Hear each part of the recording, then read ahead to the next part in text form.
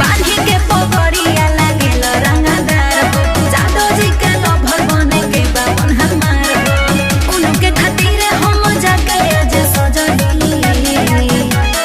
सुन अहिरान जी के पाले जनी परी हे रे पगली परी जनी पगली रे परी जनी पगली पिस्टल के दाना से भर रहे पगली पिस्टल के दाना से भर रहे पगली पिस्टल के दाना से भर रहे पगली पिस्टल के दाना से भर रहे पगली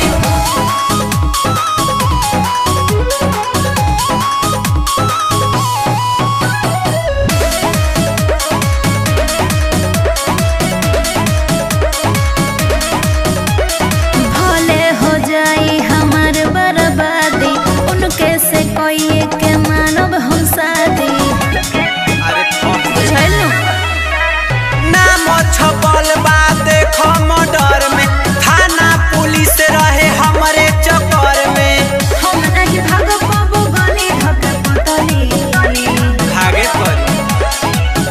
अहिरान जी के पाले जनी परी हे रे पगली परी जनी पगली रे परी जनी पगली पिस्टल के दाना से भर रहे पगली पिस्टल के दाना से भर रहे पगली पिस्टल के दाना से भर रहे पगली पिस्टल के दाना से भर रहे पगली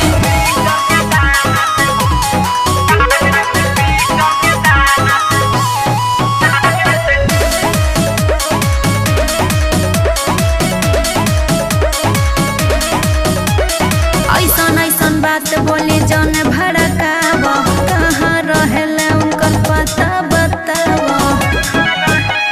चल खटाल में फंस जइबू तोरा बुना प्रेमवा के जाल हो पी के चाहे भाण फोरस धीरज धमाल हो मेरे